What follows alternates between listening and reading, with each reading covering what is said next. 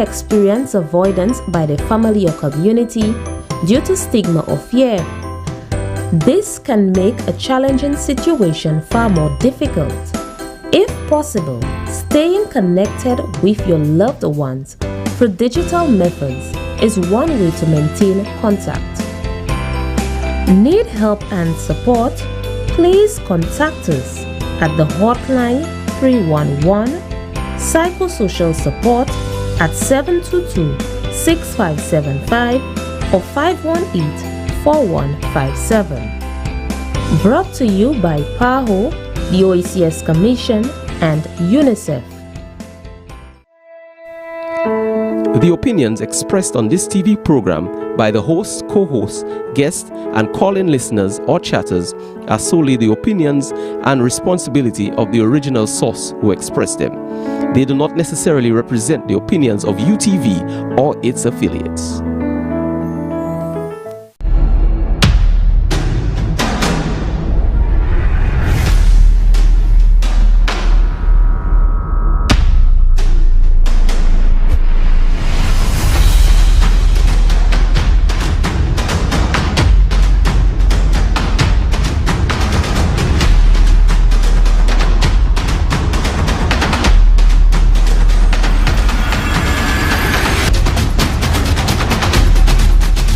Hello and welcome to all. Always great to have survived another week, whether it be literally survived or in terms of television. Like I said, you know they're always coming for us, coming for me.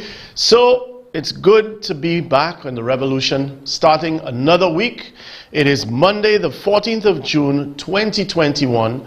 And for most who may not recognize, first I would like to just send shout outs to the folks over on Hits Radio, 92.1 in the north, 91.1 in the south, that being FM dial. Of course, to those locked in on UTV, the Facebook Warriors, UTV 124 on Facebook, on Twitch, on Instagram, and of course on YouTube, as well as Twitch. Thank you all for joining us. And of course, to all those locked in on television, on Flow Channel 124, we appreciate you joining the Revolution through the underground television station, that being UTV 124. Now, folks, this is the anniversary of the day where I followed a motorcade of maybe about 100 vehicles. I was somewhere sandwiched at about 80 to 90 vehicles back, stopping to film and everything. And when you reach Canneries, I was sitting in the back seat because I needed to film while I needed somebody else to drive. And while the guy was driving, I was drinking water, and I got arrested and I got put in custody suites for the night. And the thing that bothered me the most was that I would like to say it's being arrested, but the truth is that you accept all of the consequences. If I don't do anything wrong and I can be arrested, then there's really nothing I can do. They can come for me now, same speed. But it was my mother's birthday, and I was worried about three people primarily. One was my daughter, the other was my ward, and the other was my mother, because obviously it's not exactly a way you want to celebrate in terms of her celebrating a birthday. My daughter did not take it well, and that's something that I am mindful of, in the sense of not in terms of her, but who did this to her tangentially. Neither did my ward, and that left my mother, who I was surprised when I did speak to her. And then remember that my mother, like my father, have been conditioned foot soldiers in terms of advocacy, in terms of standing up for civil rights and human rights and civil liberties, long before I was ever even in the picture. So today I want to start off by wishing my mother happy birthday, and I'll show some photos. And the thing that people don't recognize with regards to my mother, we can just put them up. The things that people don't realize is that my mother, growing up between the United Kingdom and St. Lucia, you know, these days when you see somebody that's mixed, oh boy, they have the best of both worlds. But actually, in her time, she was in many ways sometimes ostracized by both black and white people, particularly in England.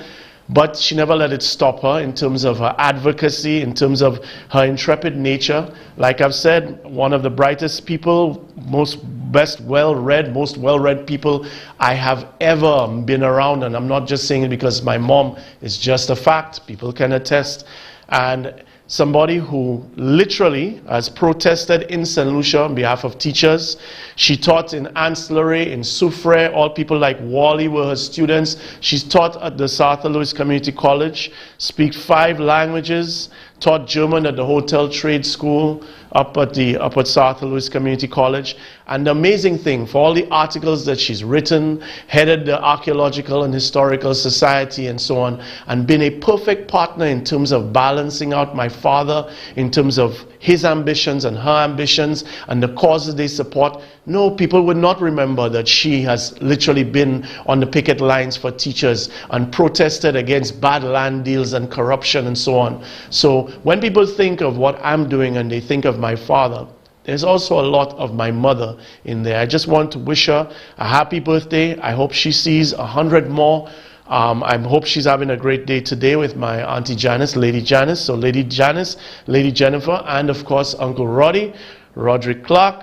Hoping that you all are having a great lunch today and hoping that you all are having a great day. And Mommy, I really am proud of you in the sense that people just don't see it. They don't understand just how much you have gone through. And being the wife of a politician, any politician on any side will tell you is in St. Lucia excoriating. But then to see on top of that, that she would take in front and fight for her own causes as well as fighting together with my father. That's all I can say. Happy birthday. So where do we start today, folks? Well, it's politics time again. So let's start with the Ancillary Canaries constituency. Maybe we should say Canaries Ancillary because Canaries is always the forgotten village, but not anymore. Then you have Jacmel, you have Roseau, you have Vanna, you have Venus, you have Belvedere, you have all these places in between, right? You have Otabon and all these places. But Fede, based on his performance, the performance of Chasney, the performance of his government, thinks that he will not only win, but he'll win by a larger margin. And it took us to come in and really to utilize the tremendous strength of the people and also of the charm and mystique of the natural environment. Why then do you think that you have not made inroads in Labour Party strongholds like Canaries? Well, that is speculative, isn't it then, Crystal? My data shows that we are making inroads, that a lot of the traditional Labour Party supporters are inspired by what we have done and the progress that we have made, and they're now coming on board. And I think that the Labour Party knows all too well that they're going to lose by more votes than they did in the last election in Ancillary Canaries. Strongholds like the Ancillary Village, where since electoral politics, we've never won it before. We won it in 2016, and we're going to win it again, and the Labour Party knows it.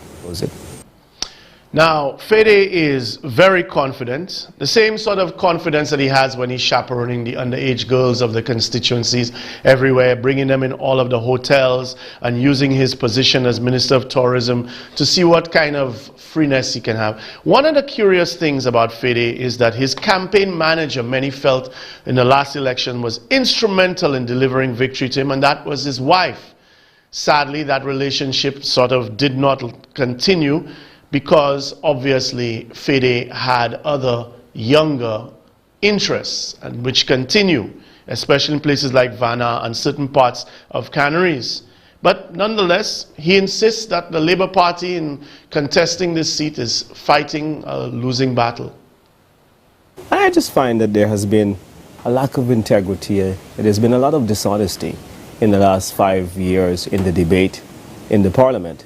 And I find that to be most disappointing as a youngster coming in. I really would have loved to have seen the more senior statesmen, as you call them, to have set a better tone and to have really put the country first. But at every single time, what they have done, they have gone extremely low. So really, these are the issues that I I take objection to with the Labour Party. But I don't want to talk about the Labour Party. They're fighting a losing battle, and I want to focus on the future. So let's focus on the future by going back to the future. Folks, I've made this point before, but I want to underscore it because it's sad to see lies compounded with more lies when the proof is right there. So FEDE is touting, and the people who are trying to push FEDE in Ancillary in particular, are touting his delivery of a health center in Ancillary. The old one, which was built with stone wall, I personally felt should have been kept and repurposed, and a health center built in another location, particularly because of the flooding, even though the Kenny Anthony administration has put in some levees which have mitigated against the flooding to a point. But the ancillary village, much like Canaries, is within the flood zone, floodplain area. That said, the Minister for Health, Alvina Reynolds, at the time, had already gone through doing all of the groundwork, legwork, paperwork, everything to deliver a health center.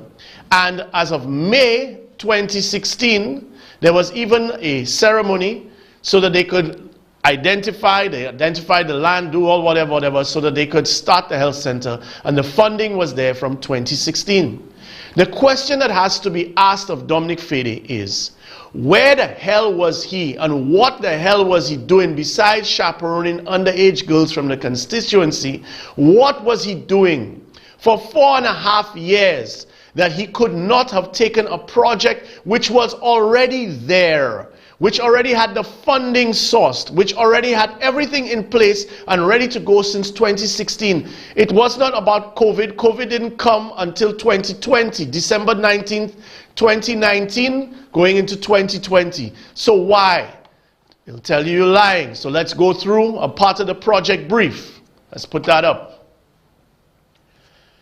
Ancillary project brief, as you see here, Ancillary Wellness Center project brief. NIPRO recommenced consultation with the Ministry of Health. The Ministry of Health in April 2013, after the decision was taken to locate the new Ancillary Wellness Center at the site of the existing health center on May 5th, 2014. The Ministry of Health presented the revised survey plan of the area that included additional lands that were necessary for the new development. The preliminary client brief was presented to NIPRO on the 21st of May 2014. This information was critical and is not only outlined the client's requirement but facilitated the project design process. During the initial consultation with stakeholders at the Ministry of Health, NIPRO negotiated with a team of consultants for the design services. A contract was awarded to the following consultants on May 28, 2014. Project architects, Island Architects and Planners Limited, Inter-Island Architects and Planners Limited, Structural Engineer, Theobald Consulting, Structural and Civil Engineer, Mechanical and Electrical and Plumbing Engineers, John C. Francis Associates, that is Agnes Francis' husband, so don't pretend that UWP wasn't getting work like the way the Labour Party does their things. Quantity Surveyor, Sylvia King. At the first site meeting dated the 4th of July, 2014, convened by NIPRO with consultants, the ministry confirmed that the client's brief needed to be reviewed and resubmitted to NIPRO. Further, the Ministry of Health agreed to provide TOPO survey and hydrology study of the proposed site, as they were aware that it is available from the Ministry of Infrastructure for designing purposes. The Ministry of Health submitted the initial revised client's brief on the 9th of September 2014 and the revised brief on 1st of October 2014. NIPRO presented the preliminary design to the Ministry of Health's technical team for review on the 12th of November and the revised preliminary design on the 19th of December 2014. The requested changes were made to the design as agreed with the Ministry of Health's technical team, and the formal presentation of the concept design made on the 5th of May 2015. The stakeholders present at the meeting from the Ministry of Health officials were the Minister of Health, the Honorable Alvina Reynolds, the Parliamentary Representative for Ancillary, Dr. Desmond Long. Subsequent to the presentation, the Ministry of Health additional changes. The requested changes were that they reviewed the drawings and submitted on the 17th of June approval to proceed on the concept, design, and the new Ancillary Wellness Center was issued on July 8, 2015. As part of the final design consideration and obtaining statutory approvals, the Ministry of Infrastructure has been engaged to advise the existing road at the front of the proposed site, as there is evidence of ponding and flooding during heavy rains. This also determines whether to raise the site. Right? So you see that there. That is part of the project brief, and it speaks about flooding and ponding in the area, although it gives tentative approval of the project. So this is 2014 going into 2015, right? It had to go through the process of getting all the approvals, and by May 2016, this project was absolutely ready to go. May 2016, the elections are in June. So, FEDE comes in June 6th, and for 4.5 years, nothing is done about the project that is ready to go with regards to the healthcare of the people of Ancillary and environs. Now, let's see FEDE doing PR a few years later. We have also started the health center, like I said, in Ancillary. Construction is also underway at the Ancillary Health Center. The initiative is a partnership between the National Insurance Corporation and the government and set to be completed by year end. Well, it wasn't completed by year end. It's still not complete now. They're doing some tiling there. There's some works going on, but it's not completed. And don't forget, once you've built a health center or wellness center, you still have to equip it properly. It has to have all of the right equipment. It has to meet a certain standard higher than the rest of community infrastructure, because if there's any issues, this place has to be able to stand up to earthquakes. It has to be able to stand up to tsunamis. It has to be able to stand up to flooding and so on. Now, let's show the last photo so people can see the project brief. Right? $9 million was approved for the state-of-the-art health center equipped with an ambulance bay approximately 4 years ago. The sod-turning ceremony was held in May of 2016. Staff and services were relocated to a temporary space in anticipation of the commencement of work. So for anybody in Ancillary who doubts that this project was always in the cards, right, from May 2016 and FEDE got in June 6, 2016. Always remember the relocation. The whole point of the relocation was to facilitate the reconstruction that did not start until 2020. There you have it. So that's part one. So now we go to FEDE. FEDE now.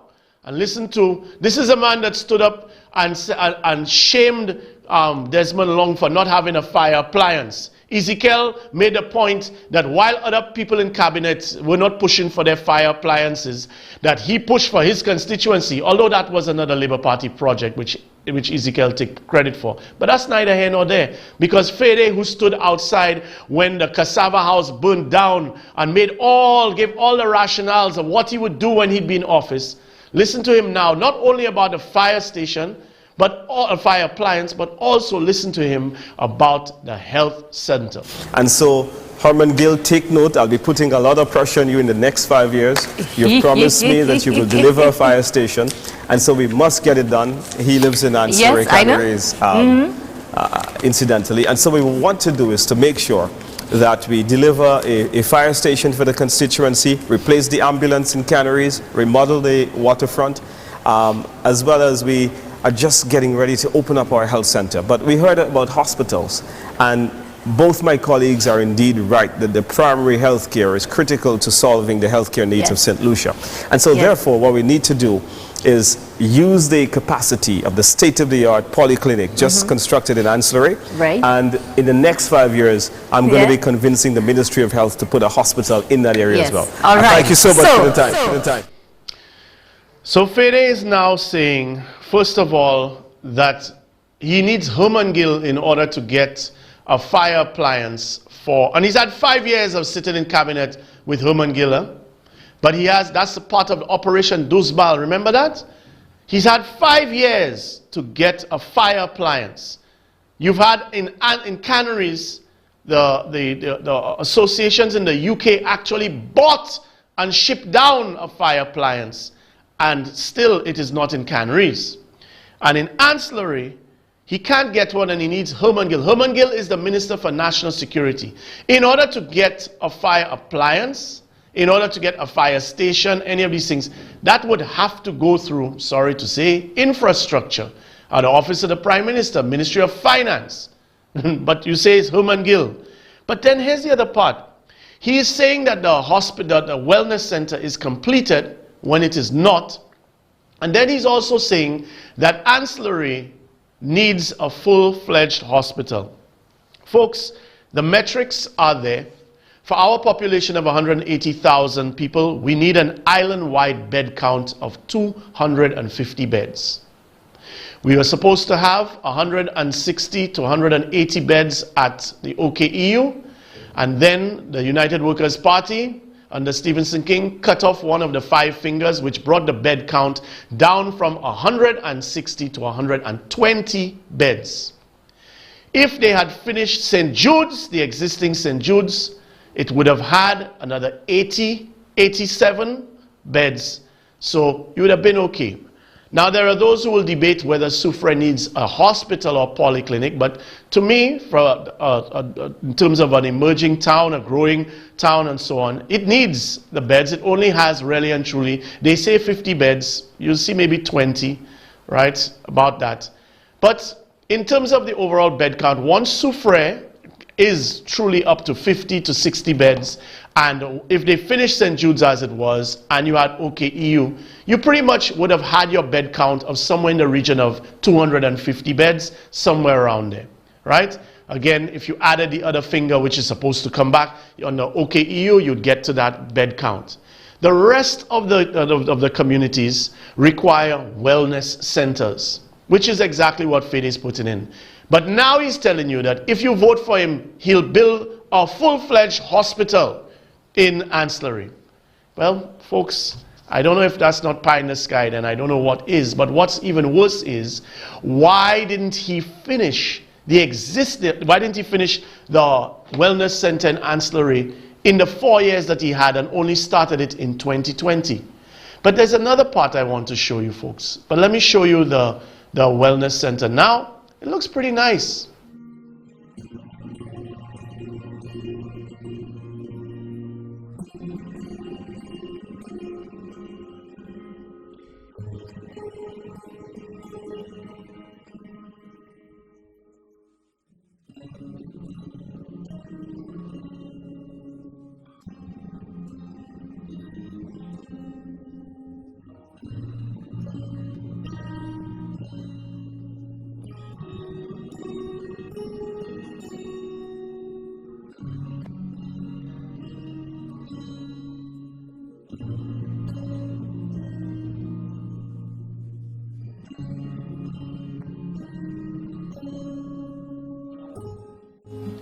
So that's the wellness center as of now. Do you think that it will be finished? Because that footage is a week old. That's of last week Sunday. Do you think that it'll be finished by election time? Well, I've already decided I'm calling elections. So I am calling elections for July 13th. So since I'm calling elections for July 13th, it's up to you all folks if you think that'll be finished, equipped and outfitted. But Fede, you know the part that really bothers me? Is that the old health center, with its stone wall and everything, was raised. And as you saw in the brief that I presented, the Ministry of Health and the designers, the planners and so on, said that the health center actually needed to be raised higher than the old one in terms of flood mitigation. There is a river behind it. You can see the water levels around the playing field and so on, only being mitigated really and truly by the levees that Kenny Anthony's administration put in there. But here's my point.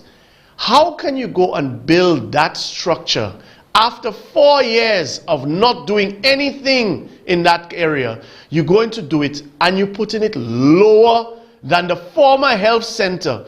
And the whole point of a health center is to mitigate against disasters towards a stronger building. So as nice and pretty and glorious as it looks, nice, no problem.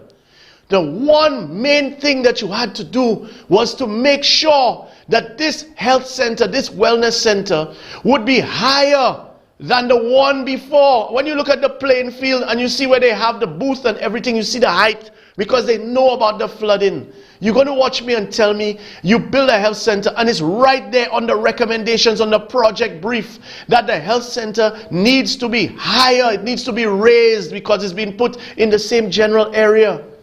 So folks, Fede has taken the NIC project after 4 years of not delivering it.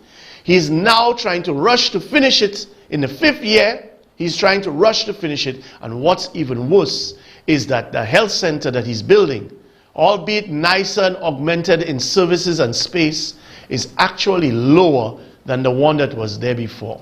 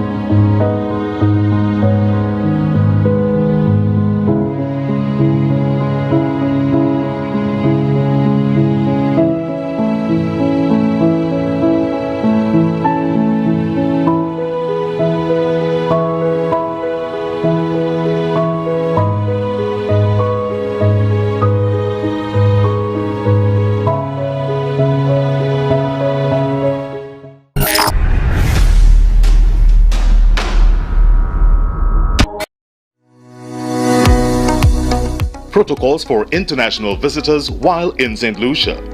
The following protocols are established to guide the stay of all guests while on island in order to mitigate any possible spread of infection. During the first 14 days, visitors are allowed to patronize approved beaches, restaurant, sea and land excursions, and sites and attractions. All visits are scheduled and pre-arranged by their respective accommodation providers. During this period, all visitors will be transported to and from the certified sites using only COVID-19 certified tourism transportation.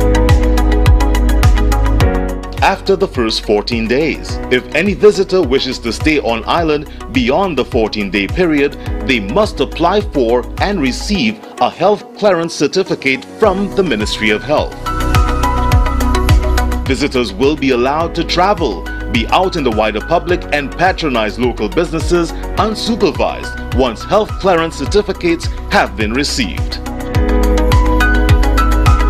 During their entire stay, visitors must wear their masks whenever they are in public places and maintain the mandatory 6 feet distancing from others.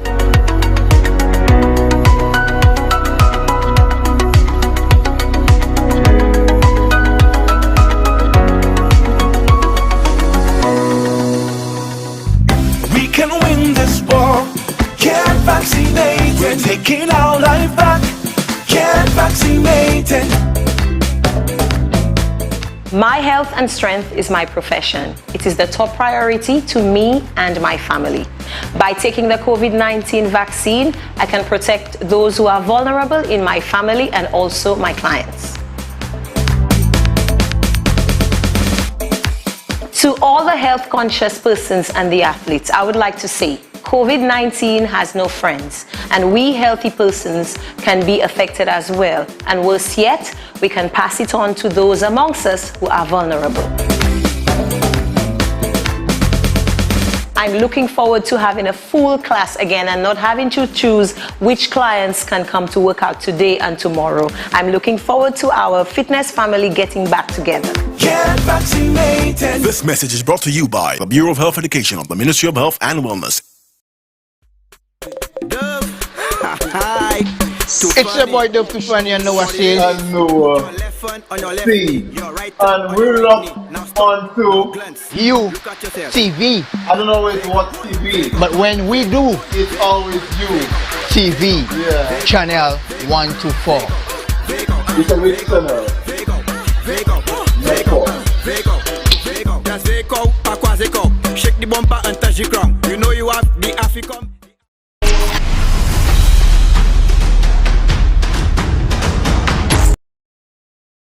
So, proof of payment, then you enter into contractual agreement with the company.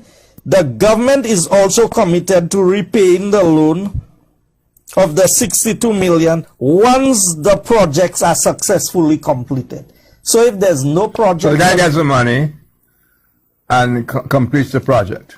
Then you are committed to pay.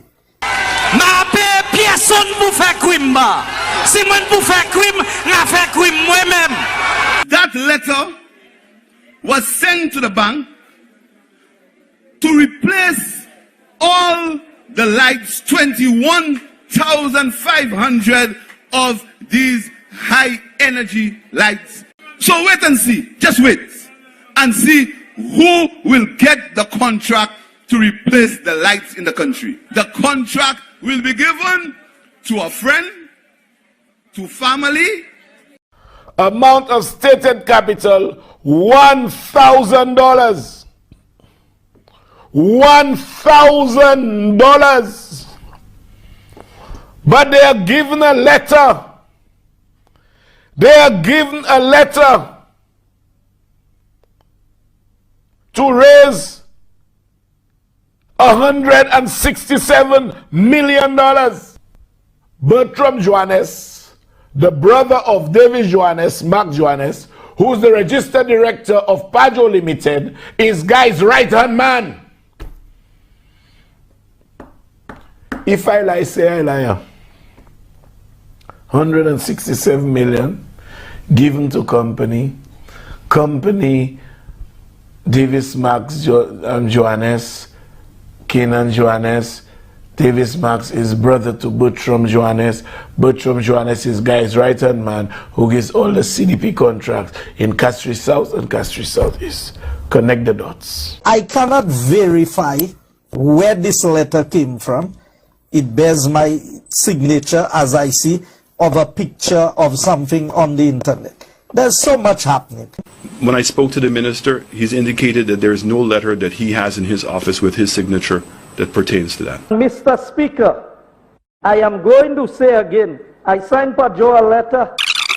I am going to say again, I signed Pajo a letter. I signed Pajo a letter, but I didn't sign for a vehicle that was belonging to the state. I signed Pajo a letter. I'm a bit complexed because that's where we were going, and the source of the amount that we're paying for the project, which is a 5-year moratorium, 15 years to repay, plus a 3.5% or 1.5% plus LIBOR. That's very difficult terms for anybody to be able to compete with. What about the other issue that if this is not was not signed by the minister? I'm not saying that's what you're saying, but just in case it was not signed by the minister, aren't you concerned that this could be a serious breach of national security? This is somebody has fraudulently signed the minister's name on a document. Won't be the first. Let us show the letter Pajoa wrote to the Trinidadian agent. Good. Mr. Hazley Wong, Trinidad. You see, hold on. Pajo's Limited. Mr. Maximus, what's his name? Maximilus Juarez. Okay. Telephone number. Dear Mr. Wong, kindly use this letter as confirmation from Pajo's Limited in appointing you as our resource representative to source funding for the government of St. Lucia, yes, you heard right, to source funding for the government of St. Lucia for the following projects costing 62 million United States dollars. 1, St. Jude Hospital, and 2, street lighting. We take this opportunity to thank you for your assistance and wish you every success in your future endeavors. Signed, Maximilus Joannes. So Pajoa, folks, is using the same letter that Guy said was circulated in the media and attempted to disassociate himself with. Pajoa is using it to try and get the $62 million. Metansa, when the bank responded to the request for the $62 million by Pajoa, rather than responding to Pajoa, guess who they responded to directly? No, not me. My name is not Guy Joseph. The bank responded directly to Guy Joseph. The same Guy Joseph who said he saw the letter circulated in the media. I lie? I lie? Let me show you the response from the bank that was emailed to Guy Joseph. It was sent from Answer Merchant Bank of Trinidad and Tobago to no other than the Honorable Guy Joseph. Put the bank's email response to Guy Joseph for me, please. Answer Merchant Bank. The Honorable February last year, the Honorable Guy Joseph, the same Guy Joseph who said he saw the letter circulated in the media. The Honorable Guy Joseph, Minister for Economic Development, Housing, Urban Renewal, Transport and Civil Aviation, Finance Administrative Center, Point Seraphine Castries. Dear Honorable Minister Joseph, Pajoa's Limited. Oui, mama. The same Pajoa letter Guy did not know anything about. Answer Merchant Bank Limited is pleased to confirm its ability and willingness to assist our client, Pajoa Limited, with financing to meet its funding needs associated with the LED street lighting project in St. Lucia. Whoa, yo. We confirm that we are currently undergoing the evaluation process, which is at an advanced stage with a due view to providing a risk-approved financing offer. Please note that this letter does not constitute a binding offer of financing, and it is issued in the strictest of confidence. Pale Richard Frederick Oliwa. Trigger of confidence, Egmo Viva. For discussion purposes only. A binding commitment to provide financing is subject to the completion of negotiations regarding the terms and conditions of the financing package as well as the due diligence on the project. Please do not hesitate to contact the undersigned. Gregory Hill, Managing Director of Answer Merchant Bank Limited, written directly to Guy Joseph. But first, when you want to talk about bombshell, come and visit me. Directly to Guy Joseph. I now want to hear the excuses. Because he answered neither here nor there. He saw it circulated in the media. And Pajoa has a letter appointing a third party to source money on behalf of the government of this country. And the bank writes directly to Guy Joseph. The sad reality is that this government has normalized corruption so much that some can't recognize it. Others, even if they recognize it, can't admit it because it's about shamelessness. This was unearthed by the leader of the opposition literally since November 2017. But you see, much like many of the nefarious plots that these guys have for self-enrichment, well, they're already rich, so it's continuous, perpetual greed. The fact of the matter is that in the real world before, when you caught these guys with their hands in the cookie jar, when you caught them trying to steal or doing something illegal, they would stop, they would lie, fabricate some excuse, and run away from it. But now, it's like the kidnappers, it's like those that involve in the criminal underground and all the rest of that, they just keep going. It's like it's no big deal. So here we have this letter, and the surrogates are already like, they see nothing wrong. Folks, it's plain and simple. If every minister or MP of government can just give people documents for them to take loans and commit the government and people of St. Lucia to pay for it, why do we have government? Why do we have any laws at all? Why do we have a Ministry of Finance? Why do we have a parliament? The taxpayers of St. Lucia, from both parties, no parties, young, old, everybody pays into government. That goes in the consolidated fund. The people's money cannot just be guaranteed for any project without parliamentary approval.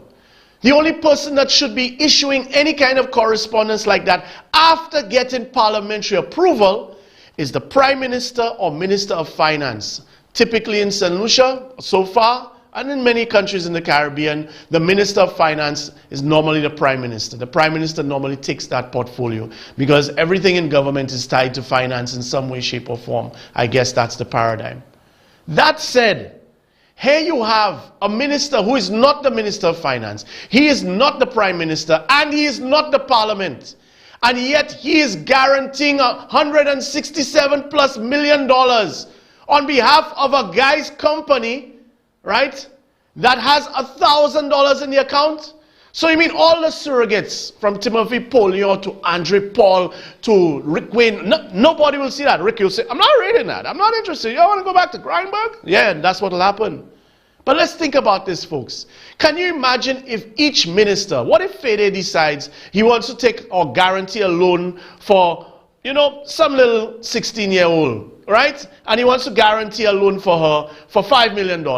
And Sarah decides she wants to give a letter to somebody, maybe give it to Concreto or somewhere like that, to guarantee a loan for Synergy. Why not? And then Estefan gives a loan for this one. And Herman gives a loan for that one.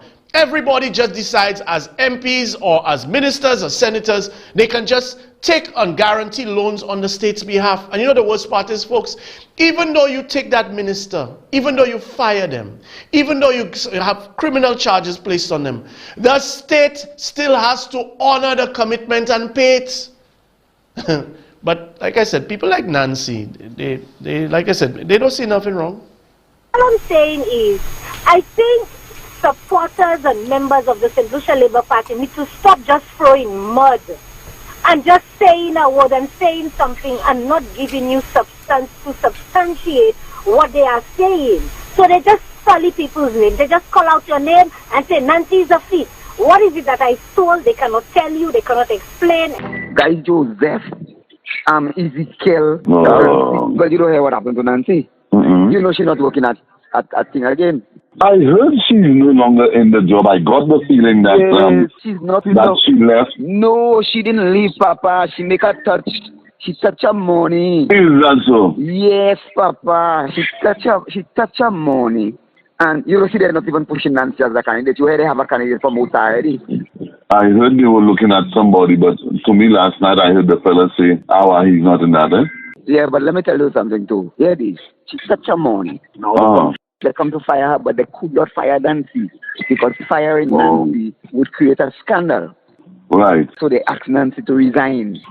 Wow. So she resigned quietly.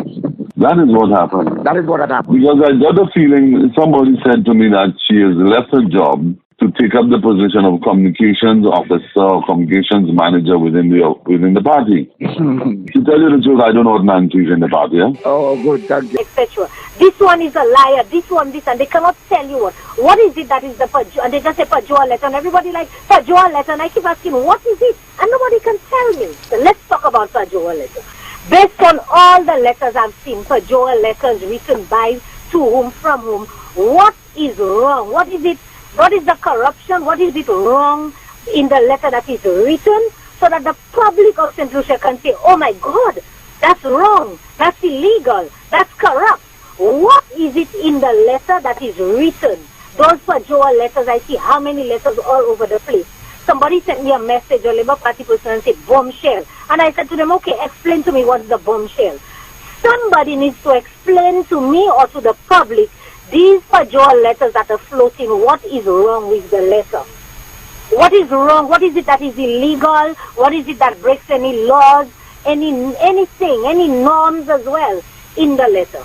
Because Timothy, you and I both know these are standard letters that are written for potential investors, for investors. It's like a reference letter, Timothy. You come to me, you want to go to the bank to get a loan for $10,000. I know you well. I know you are a good businessman. I can write a letter to say that I am going to go into business with you. And so if you can provide funding to Timothy, I would be grateful to provide that. So I would be grateful, etc. and so forth. Well, let's put it this way, Mr. Charles. I don't want to discuss this Pajua letter issue because I cannot vouch for the veracity of the contents of the letter, and also I would like to be better informed and also speak to the various players on it. So if you have the various players, there are people the allegations are being made against, you have them, you discuss it, you interrogate them on it.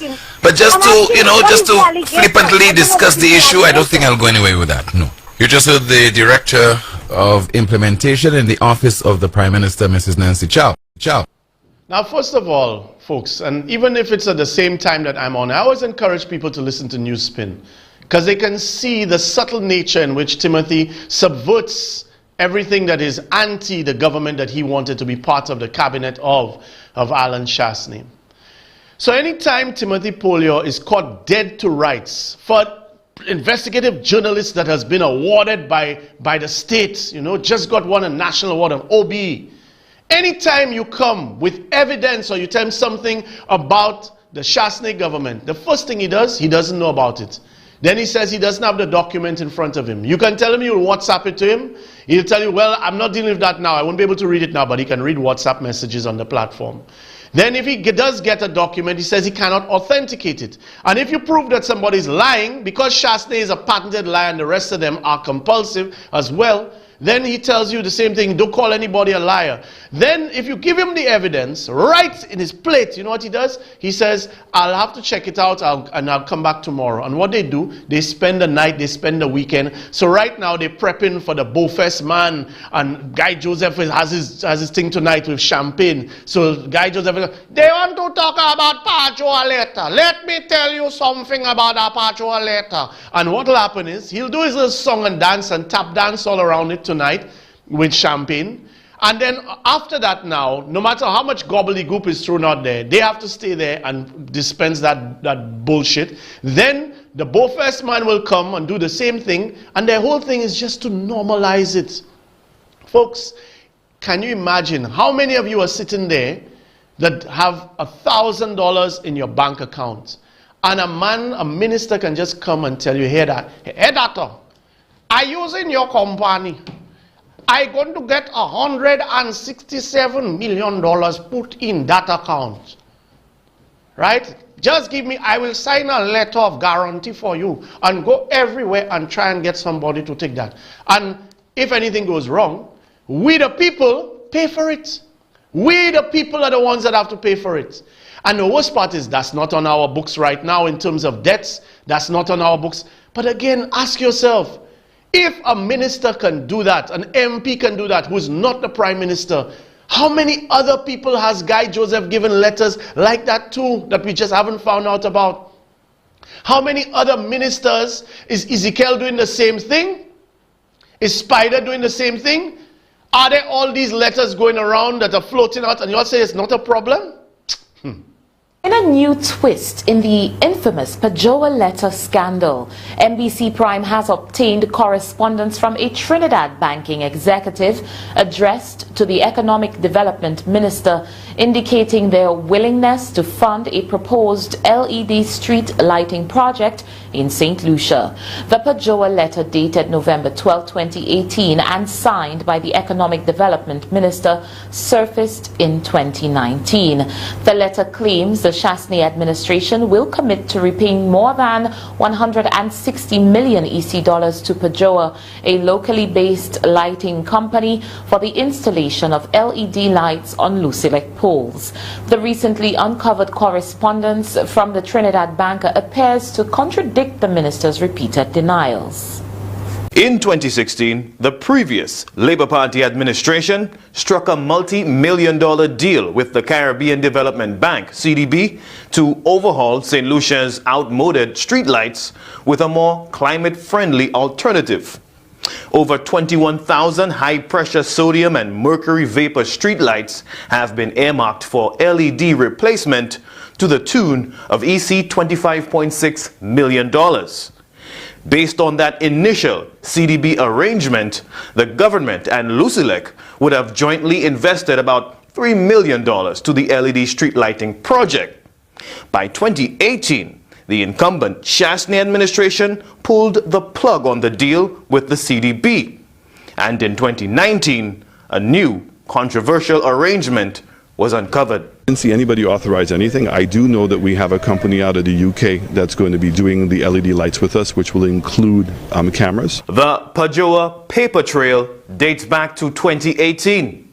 Although repeatedly disputed by the government, a letter dated November 12, 2018 and signed by the Economic Development Minister to Pajoa, a St. Lucian lighting company, suggests the Shasney administration agreed to enter into a contractual arrangement with the company valued at EC $162 million.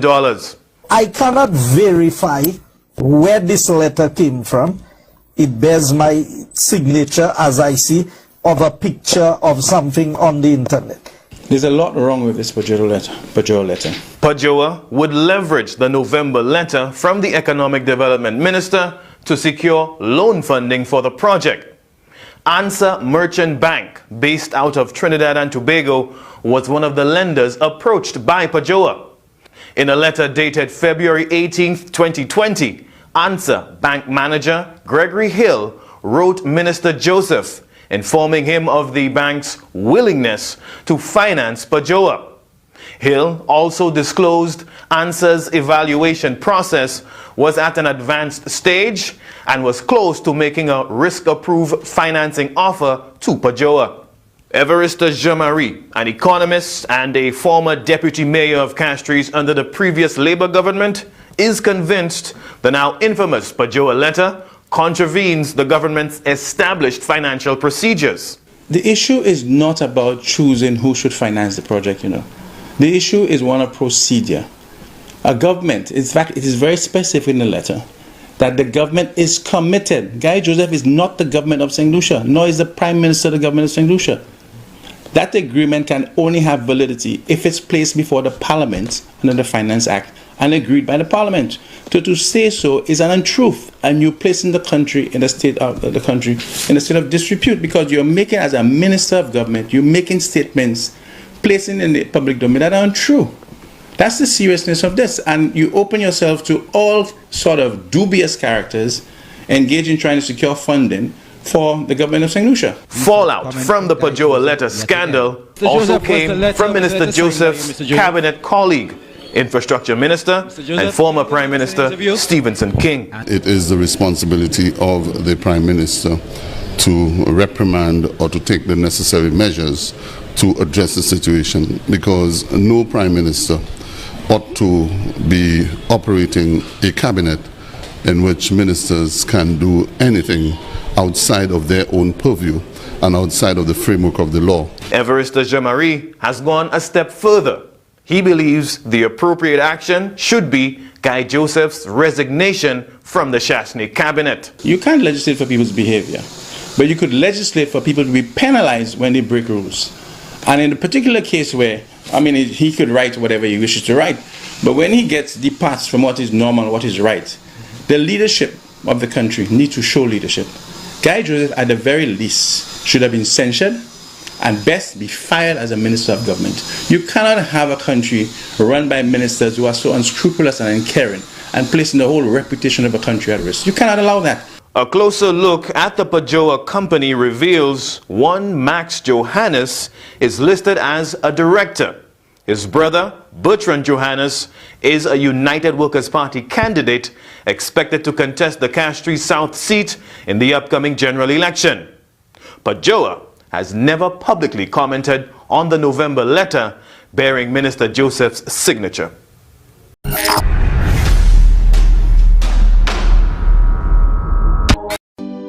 Thanks for tuning in to your favorite content creator, UTV. To find out more, follow us on our social media platforms: YouTube UTV124, Facebook UTV124, Instagram UTV124, Twitch UTV124, TikTok UTV_124, and Flow TV channel 124. Remember, UTV, TV for you. We can win this war. Get vaccinated. We're taking our life back. Get vaccinated. The COVID-19 vaccination drive is mobile and coming to you. There you can get the vaccine. It will protect you from developing severe outcomes of COVID-19 and make you less likely to spread the virus to others. It will also help you get your life back. Most of all, you will be doing your part to help St. Lucia bounce back from this pandemic. Visit the Ministry of Health and Wellness and Bureau of Health Education Facebook pages for the mobile vaccine schedule, and let's take our life back. Get vaccinated. This message is brought to you by the Bureau of Health Education of the Ministry of Health and Wellness.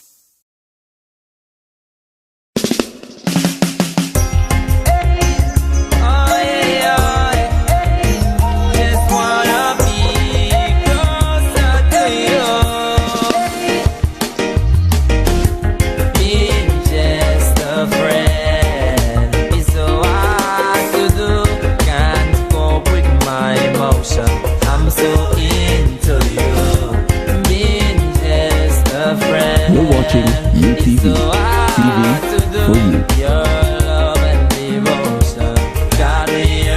for you.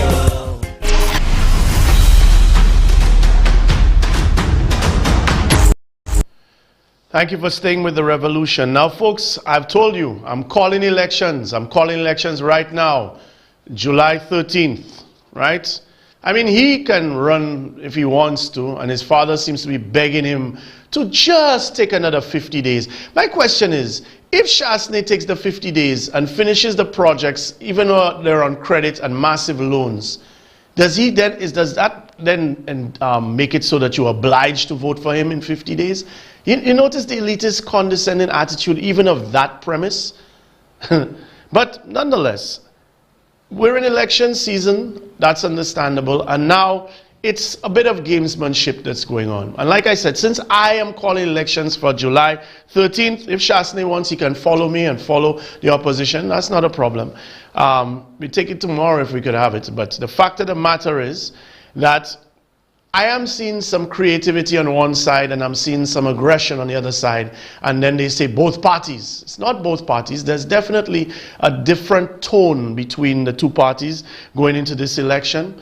So let's start off and go through the weekend, and we'll go through Friday, where Kenson Casimir's campaign, for me, took an innovative turn where they decided they were going to have a flash mob in Grosley come through, and they were going to take their brooms to get rid of all the spider cobwebs all through Grosley. Friday, let's take a look.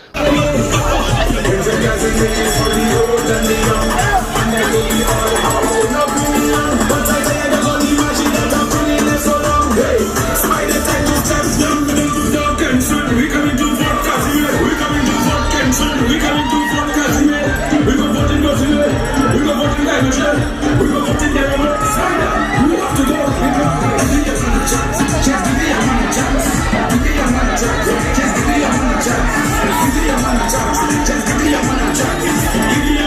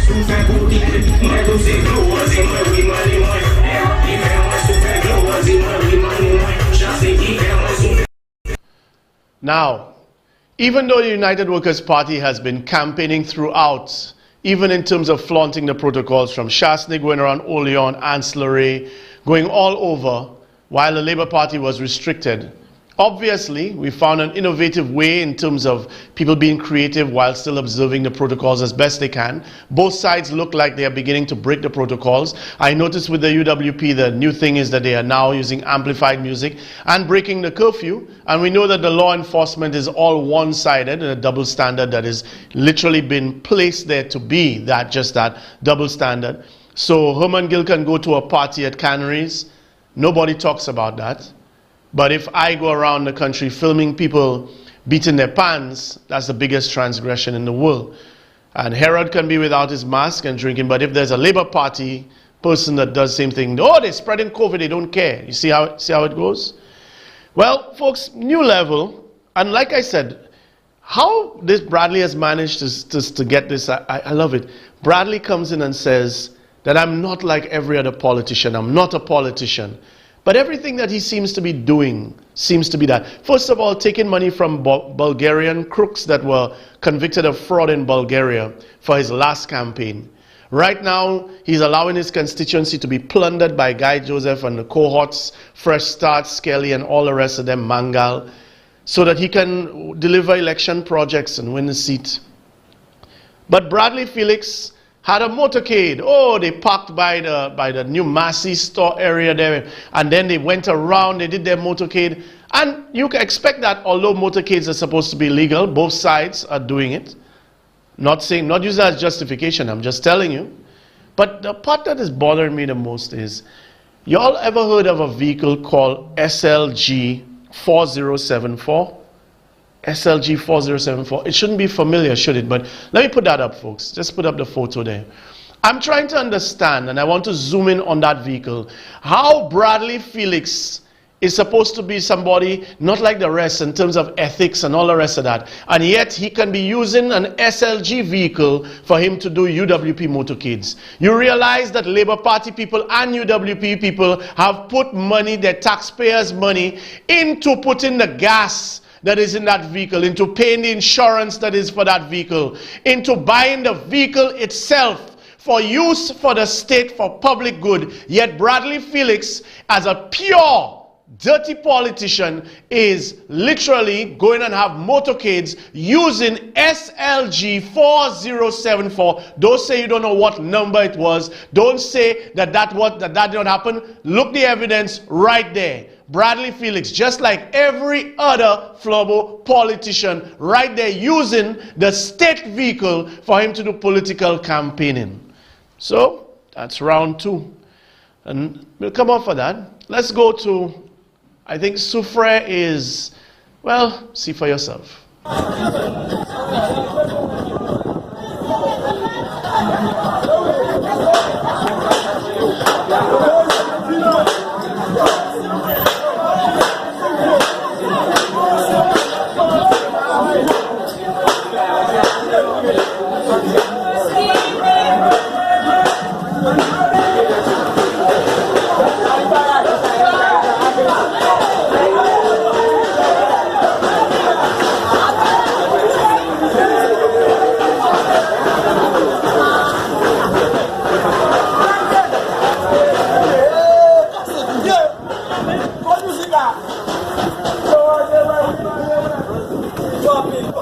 Win, big up hero, big up king. You know that we can win. Bon, nous can voter. Listen carefully. La mission est ma tout fait. Voter Herod. Parce qu'il y a un progrès. Allez garder manière sous fouille développer. Ça n'attend tout pas tous les mêmes passés. Nous qu'à voter. Nous qu'à voter Herod. Nous qu'à voter Herod. Nous qu'à voter.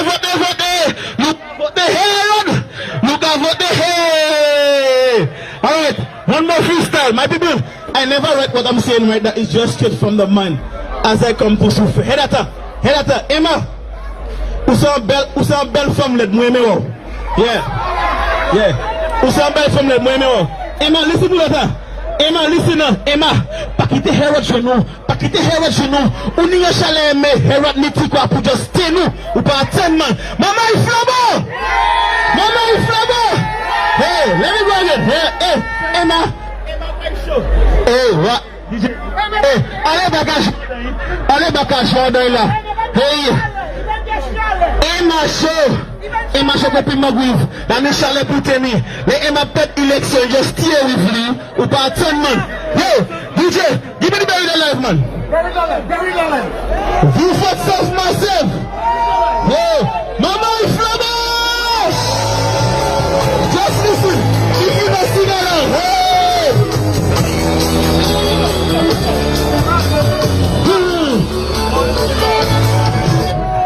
You thought was buried alive, but still breathing.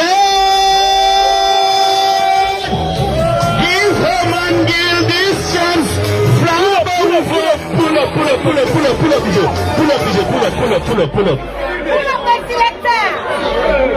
Pull up, DJ. Mama, if you after I love shift, friend. Sure, big up my good guitar star. Yeah, big up my security there. Don't worry, safe. Mama, if you big up.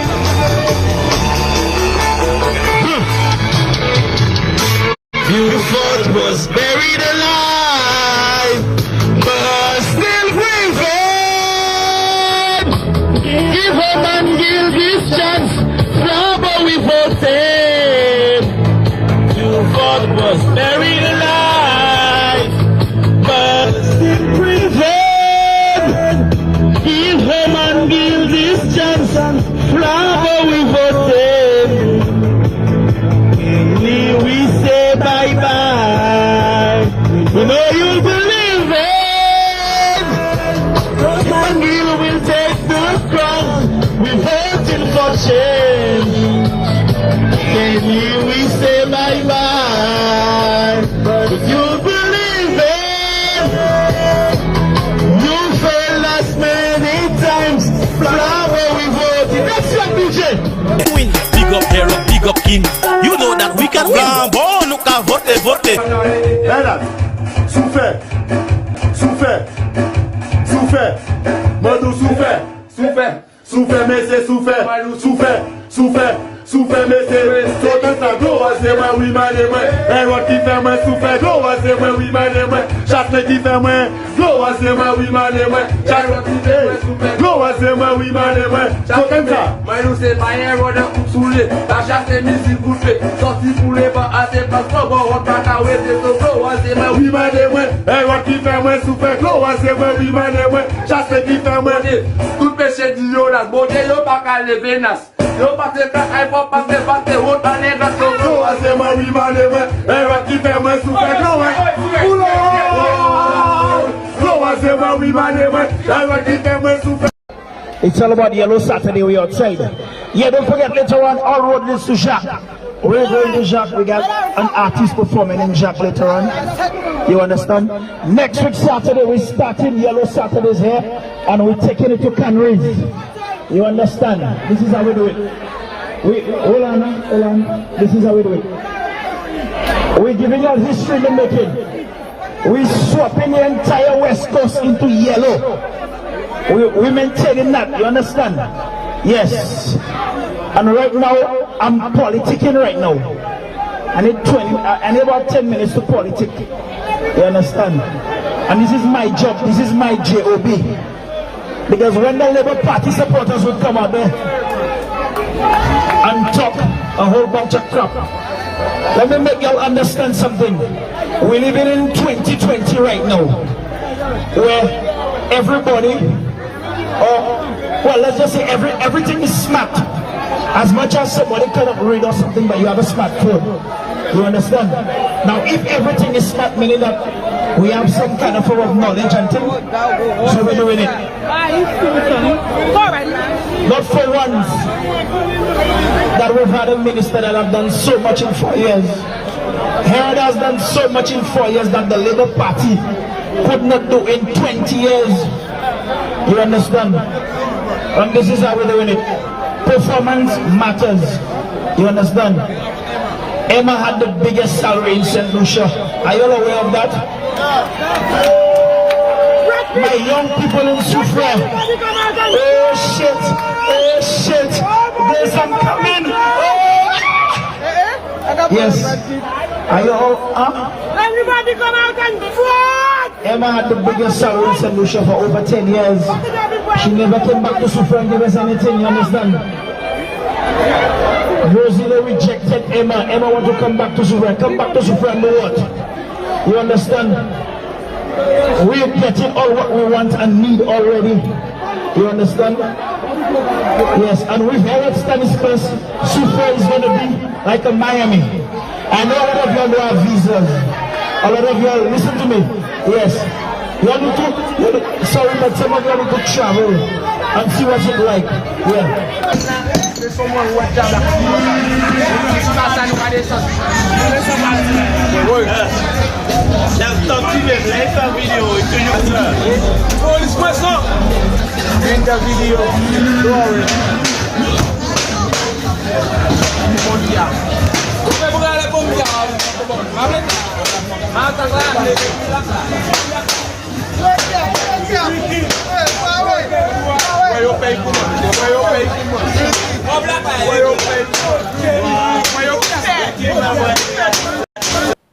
I don't know, to me, Al Prince is like the daddy gogs of this election cycle. But I will simply say, and I'll say it over and over again, a vote for Herod is a vote for Shastny. So let's move to another constituency. Let's try Vieux-Fort North.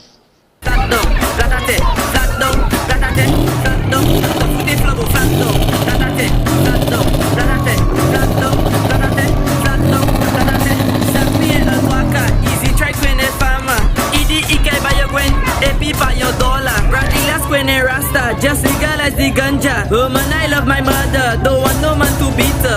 Flat down, ratate, flat down, ratate, flat down, ratate, flat down. The foot flabo, flat down, ratate, flat down, ratate, flat down, ratate, flat down, ratate. Flabo, kini mun ka souffle koan, souffle koan, souffle koan, souffle koan.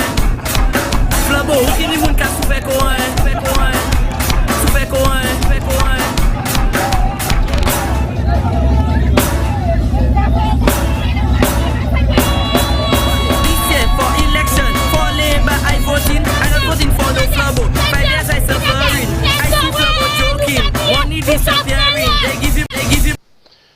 And then we get to, well, let's take Sunny Acres first. Let's show the people. So this is the new adornment for Castries North. So you have by the roundabout by Friendship Inn, the First National Bank roundabout. You have also at Massey, but I'll just show you VG. Let's show the next one. Here you have a VG roundabout.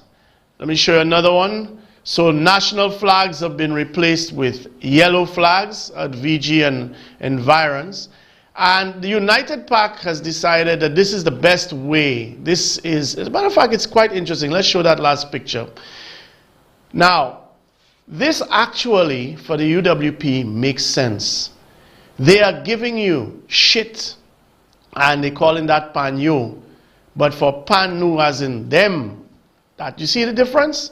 And you see, it actually typifies the mentality that they have the right to treat you like shit and to treat themselves well, and yet you have to accept that. And that is what United PAC is pushing. And that's why I keep telling you all, the only thing worse than the massa is the mentality of the house slave. And that is what that meme, that united pack of shit and lies is pushing. That there, in many ways, says it all. So let's keep going. And let's go to Castries Southeast. We're going to show you the same road, two different parties. Wait.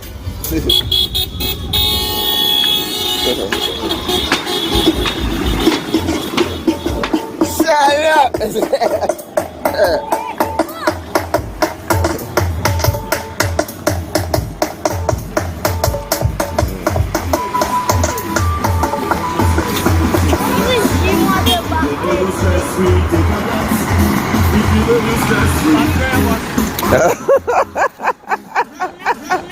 Let's show the same road again, but different party.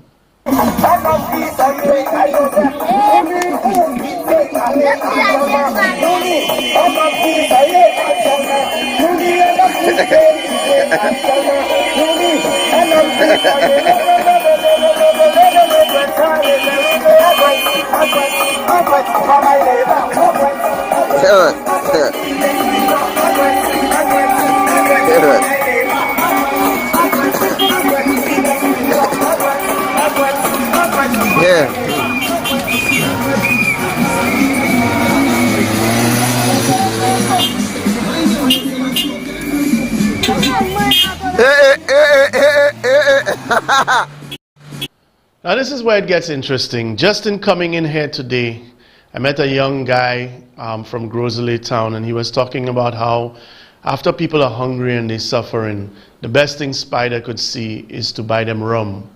You know, people can't feed their children, but Spider buy them rum.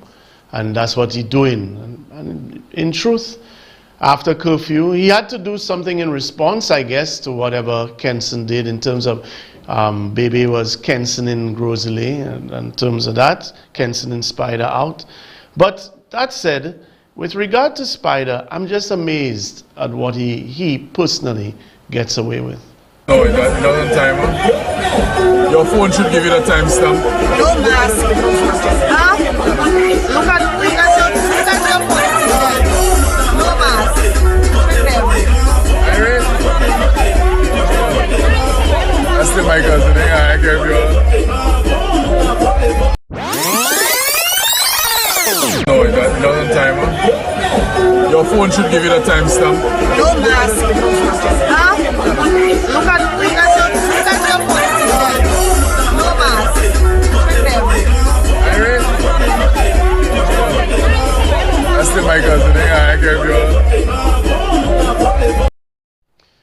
We'll see how the double standards play out. We'll also see where both parties have transgressed, because neither party or their supporters should be having motorcades. Neither should be breaking curfew. Neither should have amplified music. And there should be social distancing on masks for everyone. But somehow all of this has faded. So let's take now Pan City, yes, Castries Central.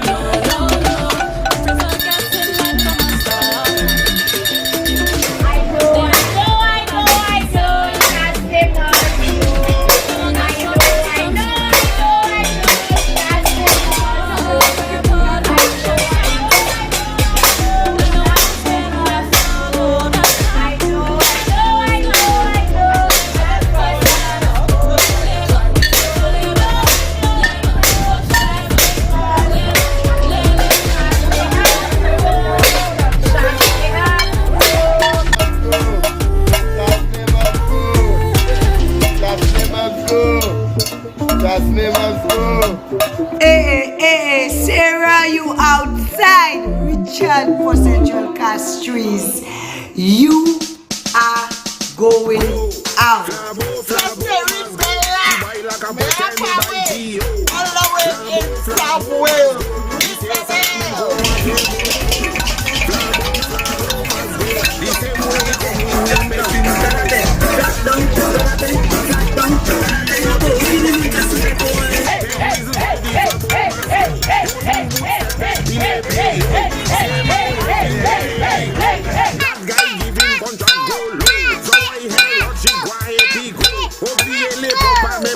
Knock it, mama, knock it.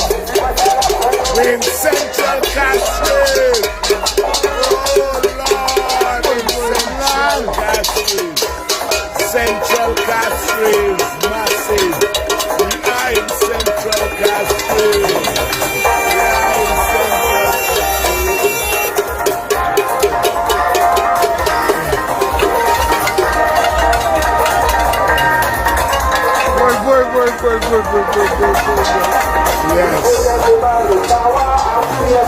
We are in Central Castries, and honestly, I could not believe that it would be turned out like that. Now, folks, I hope you've noticed a consistency with regards to what is going on with the panning right now. I don't know if you've noticed it, but even if the government and the United Workers' Party wants to think it is some sort of a rage-inspired thing, The truth is, it has a level of exhilaration to it, and it has a level of fun and joy to it. Now, people send me videos and I'm duty bound to put in children, but I would discourage people from putting children in the general sense. I've never been a fan of seeing anybody underage. They could be 12, 13, 15, they could be 8, 9, 10, 4, 5, involved in politics. I know people don't think anything of it, but it's like, for example, you see a lot of times you look at a little child and you say, hey, she's sexier. You realize that inferring anything sexual about a 5 or 6 year old is kind of inappropriate. So I'm hoping that people won't send more videos of the children. And like I said, I'm to an extent duty bound to put them in. But this is an adult thing. So my thing is, as cute as it can be sometimes on both sides, I don't know, it just doesn't rub me the right way. That said, there is a joy in what is happening there. There is a sweet release and there's a camaraderie of it. People are getting into the drumming. People are coming with all different things. They're doing it. They're making it their own. People come with forks, spoons, whatever. They don't have to curse anybody, shout at anybody. It's non-violent. You can see it for the joy that it is. The problem that I have is when people come with their both sides stuff, because I am telling you, not only is this deliberate, but it has not been denounced by the United Workers' Party, and that is this thing where they like to drive vehicles through a throng of Labour Party supporters.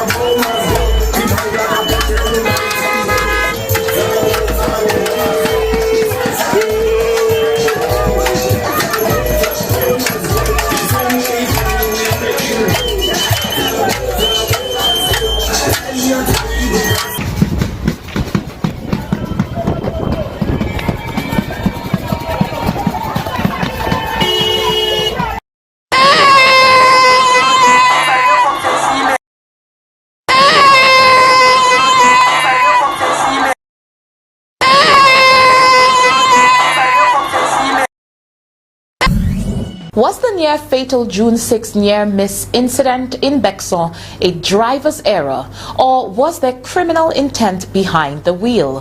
One of the prosecutors who narrowly escaped the careening pickup van has accused the driver of attempted murder. Here's Rihani Isidore with that report. New video of that narrow escape in Mark Bexon has emerged, giving new insight on the unfolding events that sent several Labour Party supporters scampering to safety on a day now known as Pan Sunday. One Bexon resident who says she was among the crowd of supporters recounted the near-fatal ordeal on NBC's Zafenu talk show on June 8th. The man in the flat van, he stayed about a distance away from us. So, in my mind, I was thinking it was going to be the normal UWP thing. When you see the Labours, they come and they join. They want to debate or they want to quarrel. I thought that's what we were going to get. The situation dramatically escalated. The driver of a grey pickup van, registration number TB4890, and adorning the political colors of the United Workers' Party, appeared to speed up, approaching a group of people wearing opposition colors on a street in Mark. A potential capital offense was narrowly averted when the roadside protesters scurried out of the driver's way. The driver of that grey pickup van, giving his version of events to the Zafenu hosts, accused the opposition protesters of vandalism and damaging Flubbo flagpoles. His account has been refuted by one of the near-miss victims.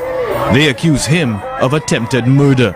We just heard like an engine revving after he reversed.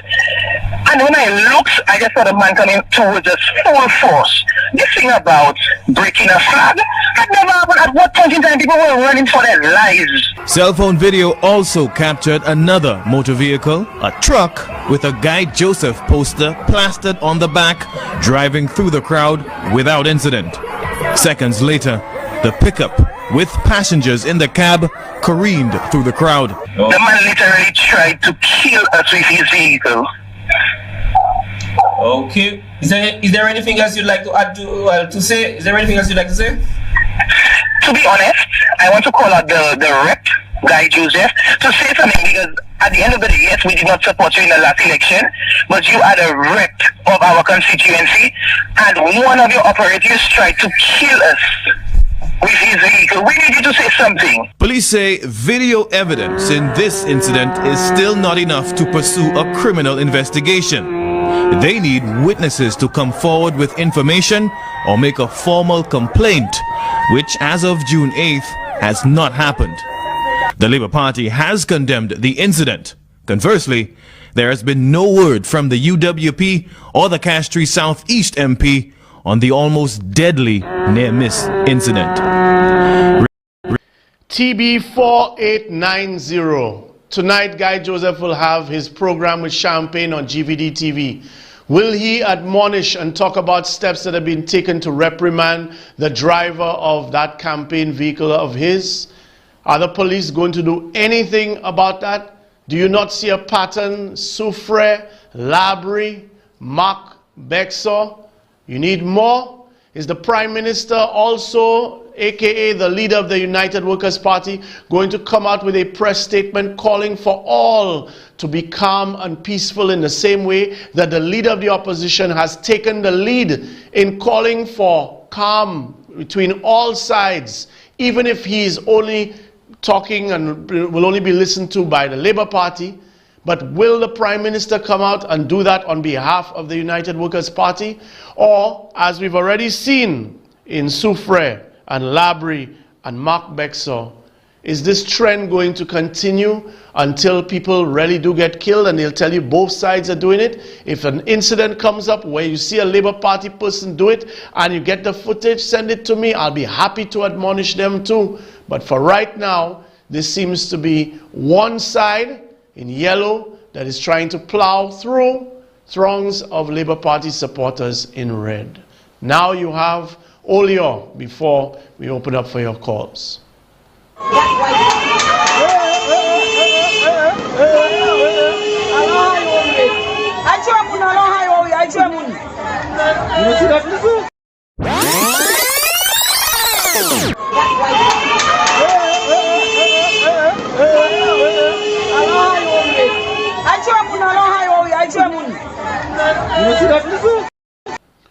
So the lines are open. We can talk about this or anything else that I've highlighted.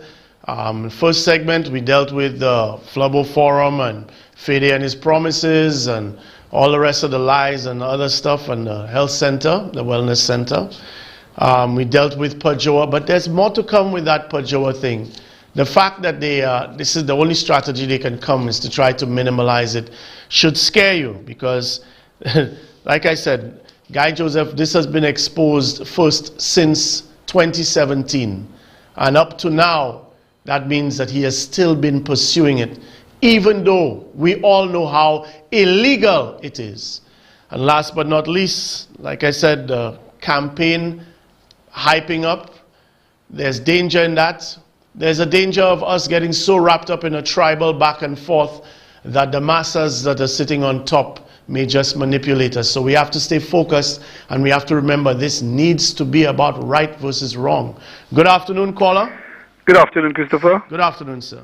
Christopher, if I buy a bag of Dashin for $120 and I make $250, that means I have a profit of $130, isn't it? Yeah. And if I were to sell 4 bags of Dashin using that same formula, that means my profit will be 130 by 4. That's 520, isn't it? Go ahead, yeah. Right, yeah. So if someone rents a tent for 3 days for $2.4 million, in these two situations, who is deemed to be a jackass in your estimation? Who would you deem to be a jackass? The people who pay in the bill, sadly. Now let me give you one final example before I make my point. If I have a hen, and that hen lay 1 egg, and I jump up in the air and I began to rejoice at a hen laying an egg. And someone come and say, cock lay eggs. Who is deemed to be a jackass? You laughing. Myself rejoicing because my hen lay one egg, or someone who say cock laying eggs. You see, Christopher, the point of the matter is we have a prime minister who by his actions is a jackass.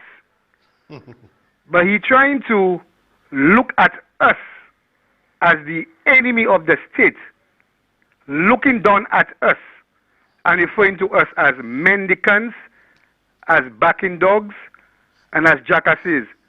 And when you look at the way in which he ran the country, when you look at the massive debt that he has gotten the country into, when you look at the decisions that he has made, when you look at his actions in 5 years, every St. Lucian has no choice but to deem him as the jackass.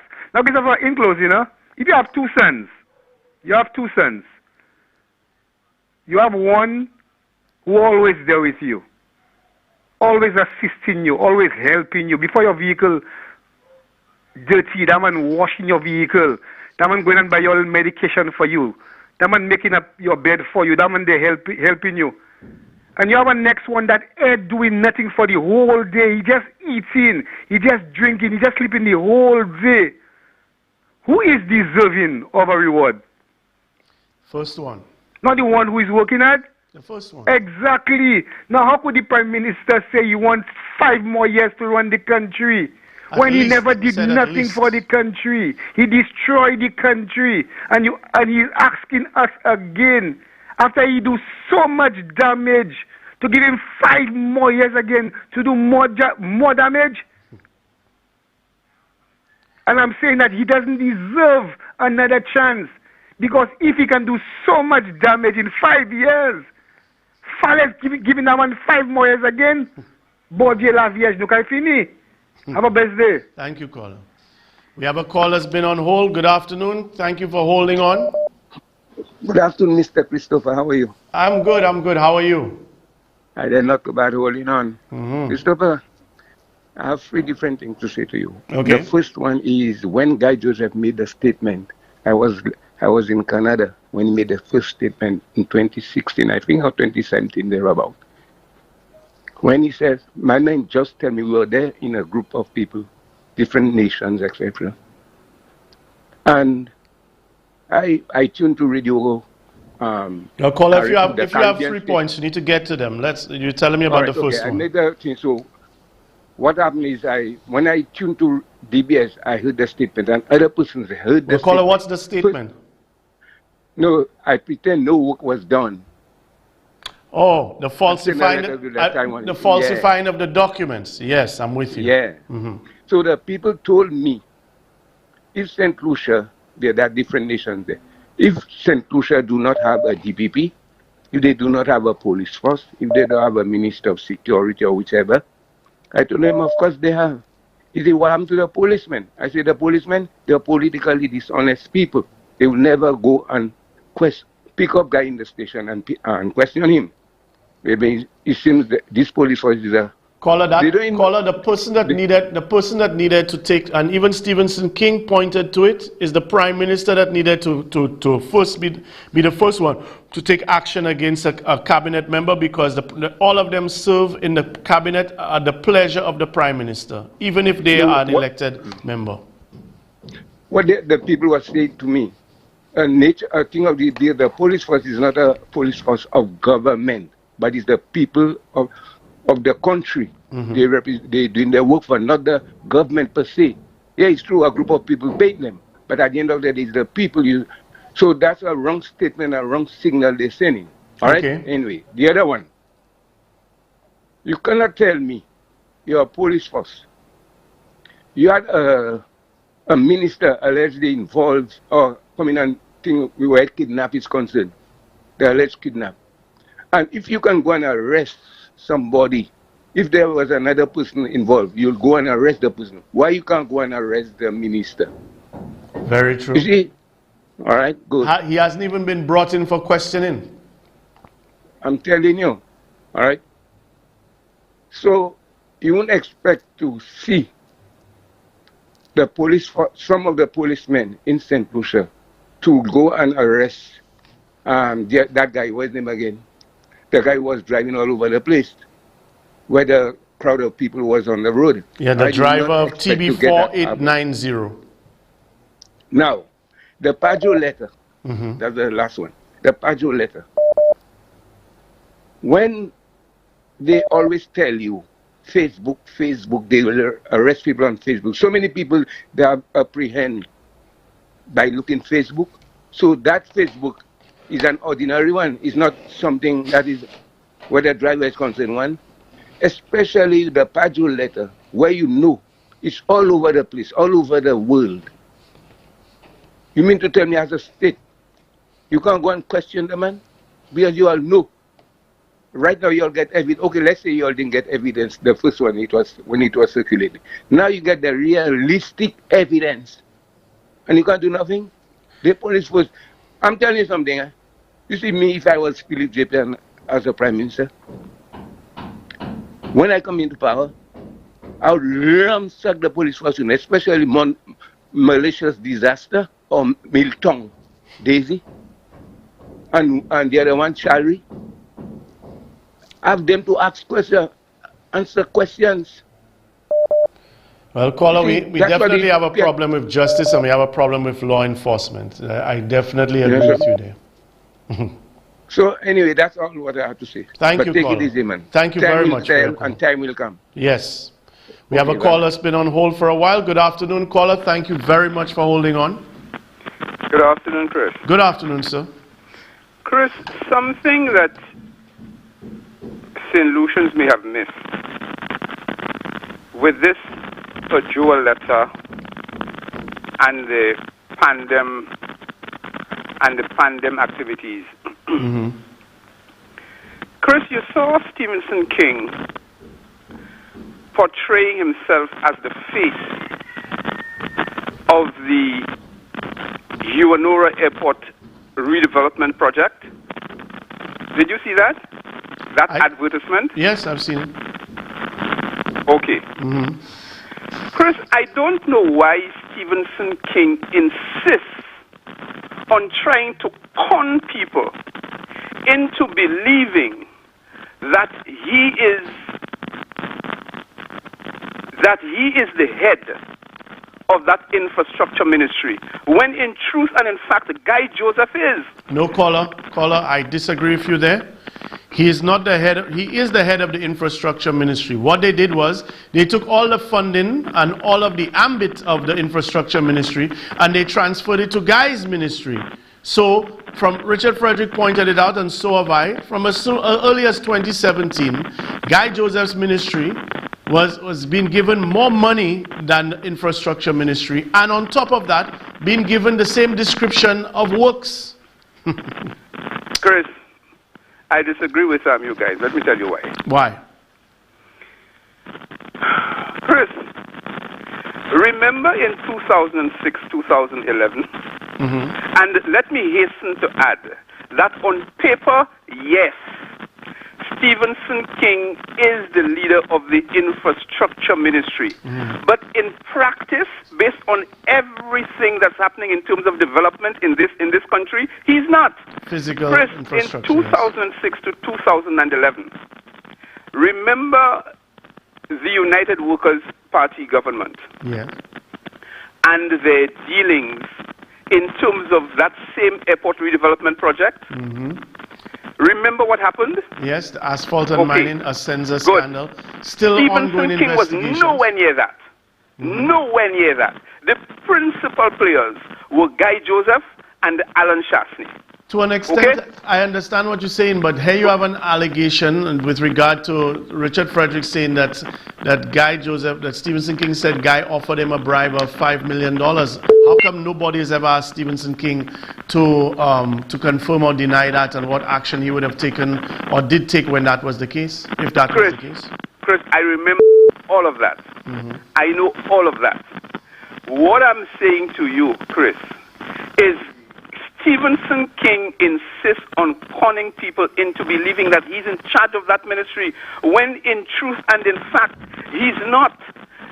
Chris, this Uanura Airport project, Stevenson King puts himself up as being the face of that project, when in truth and in fact, he knows that he's not. He knows that Guy Joseph, in much the same way that Guy Joseph he and Alan Shastley were leading the charge on that airport, that same airport redevelopment project in 2006, 2011. They're the ones still now in charge. Chris, those all of those awards, direct awards, Stevenson King has absolutely no say in those things. Stevenson King knows the law that direct awards are allowed only in times of emergency. Stevenson King knows that. Stevenson King can come out and say, look, I am in charge of this ministry. Where is the emergency? We cannot be doing those things by direct awards, because when we do that, we lose a lot of money through all kinds of shenanigans. He doesn't say anything, and for him to come out now and say, look, the other thing is, Chris, in terms of Guy Joseph and this Pajoa letter, Stevenson King, when the first letter came out, he made a statement to the effect that the minister in question should be sanctioned. But Stevenson King was prime minister in 2006 to 2011. Why didn't Stevenson King sanction Keith Mondesi and all of those other ministers under him who all kinds of shenanigans? But he's now talking about, sanctioning Guy Joseph. Look, I don't disagree with you. Look, Chris, Stevenson King must stop this foolishness that he's doing, because everybody with a clear mind knows that Stevenson King endorses, he approves, he applauds all of the foolishness that Alan Shastley and Guy Joseph are doing, tacitly or otherwise, because he keeps his mouth shut on all of those things. A former prime minister allowing all that kind of stuff to go on, but there he is trying to play good guy and nice guy. Stevenson King must stop trying to con St. Lucians. Thanks. Thank you, caller. We have another call on hold. Good afternoon, caller. Hi, Chris. Good afternoon. Good afternoon, sir. I was happy you played this Dominic Fede clip, because it gave me a chance to address Nancy Charles. Because last week I heard her saying that the UWP is not afraid of the election, and it was in fact the SLP who was afraid of the election. So I want to ask her a few questions. Miss Nancy Charles, did or did not the UWP convene a meeting at Latil Falls 1 year ago? Wasn't that meeting for the executive and the cabinet? Didn't that meeting take place on a Sunday? And didn't that meeting take place in the night time? And didn't you all chase away the people who were frolicking in the waterfall? And didn't you all put signs by the entrance saying, sorry, we close, private, no entry? Now, didn't Nicholas Jones say at that meeting, didn't he admonish you all, the government, for allowing the people to suffer while you were taking loans and were carrying out projects? Answer that, Nancy. Didn't Guy Joseph say that this government coming there, they must win it at any cost, that you all cannot afford to lose it, and they will, you all have to do anything at all to win? Didn't he say that, Nancy? Answer. Didn't Fortuna say that she was going to win Cassius East? Answer that, Nancy. And as Gail, I quote, Gail, we could not, is a safe seat, of course. We win that one. And didn't Gail just answer with unconvincing? Well, caller, I can only hope that Nancy will hear and she will respond to your questions to her. I think she's taken over from Ricky Askison Alexander for her to be doing a show on GVD TV. So if she doesn't answer, then hopefully you'll be able to call her and ask her those questions on there as well, on Sky, whatever it is, Flabo FM. Thank you very much, caller. We have one more call. We'll try to squeeze that call in. Good afternoon, caller. Good afternoon, Bob. Hello, can you hear me? Yes, I can hear you. Go ahead. Yeah. Good afternoon to you and your listeners. Mr. Hans, I've not been calling the talk shows. My voice has been well known in the talk shows for years, but since I relocated to the south, I have been on the low profile, but I've been listening. But I really want to be on the very high profile. My voice will be heard in all the talk shows, even on Timothy Polio show. The guy who would switch off people who are from... I encourage people to call all talk shows.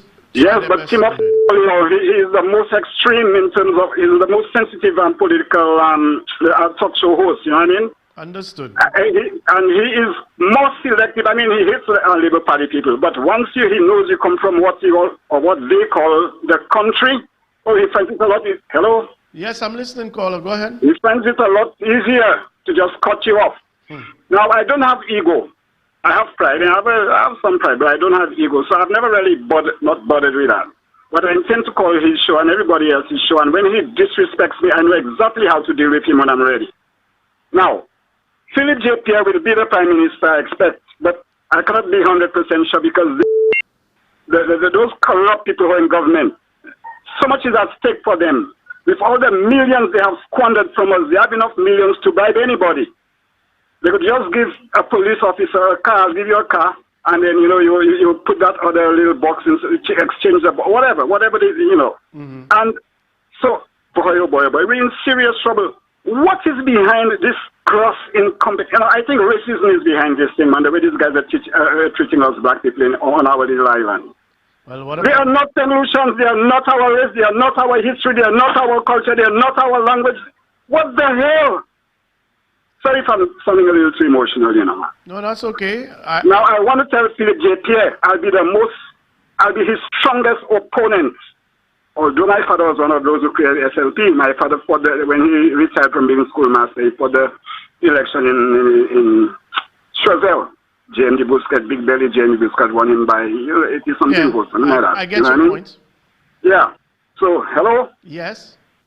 So, I want to warn Philip J. Pierre. He wants that British system to perpetuate. He was the strongest opponent to Kenny's proposal to change the constitution, and a lot of work went into this. Caller, you've said that before, and I'm telling you. Yeah, well, it icks me because Philip J. Pierre is not going to. I mean, caller, the only why you are simply inaccurate. To say that Philip J. Pierre was the most vocal proponent against constitutional reforms. I heard him with my own ears, my brother. As well, and I'm telling you. Many of the others I did not hear them. I would have liked to go to the government office where they're storing the tapes. There are two things I want to make the point to, because you raised this before. First of all, what was disappointing for me, like many, was that both parties dismissed the recommendations of the Constitutional Reform Review Commission. That is one. The second point was that it was the Labour government that commissioned it in the first place. I know. Now, that part notwithstanding, Philip J. Pierre does not stand out any more than Gail Rigobert or Stevenson King or Kenny Anthony. No. I expect the guys on the other side to want to perpetuate this possibility of them being corrupt in office, and they get away with it. Now, go ahead. Caller, my point to you is very simple. Philip J. Pierre has never distinguished more than anybody else when it came to the constitutional reform in that debate to say, oh, I can't stand it, there was so much wrong. That just did not I heard happen. What he said, I can quote what he said, and I remember. Well, here's the most important thing. In quoting what he said, quote also what Kenny Anthony said, quote also what Alva Baptiste said, quote also what Gail Rigobert said, quote what Richard Frederick said, because that's where, sadly, there was unanimity. So to make it this outstanding thing about there was unanimity among who? were the people who were united in wanting a new constitution? Both sides of the House, sadly, were united in basically shelving or torpedoing or whatever you want to call it, the recommendations. Both sides. So both Kenny Anthony and the opposition, both the UWP and the Labour Party, that is the grouse that many people have over that. But none of them were so distinguished from the other. That's my point. I'm not trying to say that he was right or they were right. I wish they had put in some other reforms. But my point is he was not distinguished. Basically, you're saying both parties are anti-reform, except Kenny. I know Kenny Anthony is the reformist, but he says that Kenny Anthony was Prime Minister. Kenny Anthony cited a lot of things that he didn't like about the constitutional reform, about the constitutional reforms. But why didn't he use his political leadership to coerce his colleagues caller, okay, so basically let me get this straight. You are pushing revisionist history, even though it is there for you to see. You're going to continue to call about this particular issue with revisionist history and ask questions of me that you should ask them, right? I'm saying as of tomorrow, I shall have an opponent with one of the opposition people. On both sides, you have Stevenson King to ask the same question. You have Guy Joseph to ask the same question. You have Gail Rigobert to ask the same question. But those people are corrupt. Look at what is happening. I know they would want. So you know what you want it to continue. That's obvious. I'm not talking about the UWP side. I know they're in favor of perpetuating. So, caller, here's what you're doing. You're perpetuating a double standard. So because the UWP ministers, in your perception, are corrupt, right? You rather flog the Labour Party guy like Philip J. Pierre because you expect better from him. But the reprobates in the UWP, even though they were part of the same constitutional reform debate, you give them a pass because you say they're already corrupt. Well, the UWP is a party of the past, and they will remain in the past for the next few decades. I'm looking at in terms of the future. I know Philip J. Pierre will be the one presiding over government for a long time to come. Talking in circles now. You've made your point. Thank you very much for your time. I hope you do call again. We are out of time. Okay then. Folks, I will say one thing in closing. As long as the double standard remains, where you can have, like I keep using the same analogy all the time. Hillary Clinton tells one lie, Trump tells 3,000, in the same time span. I mean, say they're both liars, or all of them are the same. As long as that happens, and both parties agree to a double standard, we expect the Labour Party to do A, B, and C. You think there could be a Pajoa letter with a Labour Party MP and Philip J. Pierre as Prime Minister, and the Chamber of Commerce would not be kicking hell all now so on the Bar Association? That's where the problem is, the double standard. That people, for the sake of partisan loyalty, would rather support a shit government of Shastney just out of partisan loyalty or because of personal relationships or personal benefits than to actually seek good governance. Shastney and them are not even pretending to offer good governance, but they want you to vote for it. We are treating you like shit, we're governing like shit, but take it and support it anyway. They're not even trying. And you can only have a corrupt government and a shit government if you have an electorate that is in likeness. We must redefine ourselves. In the meantime, I just wanted to send a note to the Beaufest man. No, but I don't know if you've noticed it, but it seems like people are having a lot of fun, particularly the young people, in Papi Show, in your show. Shooter, Ruta, scooter, shooter, Ruta, scooter, shooter, Ruta, scooter, scooter, j'ai les voix. Hey! Shooter, Ruta, scooter, shooter, Ruta, scooter, shooter, Ruta, scooter, scooter, j'ai les voix. Hey! Hey! If people who just raté là, comment fouiller au concept budget? When I'm going to bend over and I bought a Toyota. We have another call. Good night, you're on the air. Let's keep it real. Shooter, Ruta, scooter. Speak English. Shooter, Ruta, scooter, scooter. Speak English. My crew have no shooters. It don't have no bullets. Show them the shooter dance. Shooter, Ruta, scooter. Give them the shooter dance. Shooter, Ruta, scooter.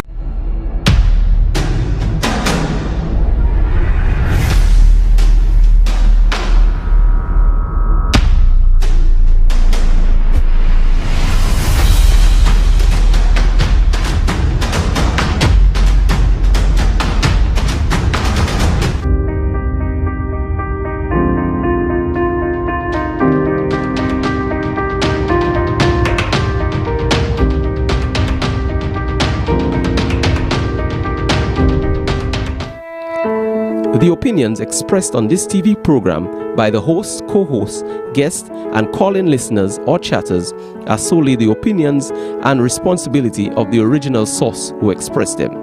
They do not necessarily represent the opinions of UTV or its affiliates.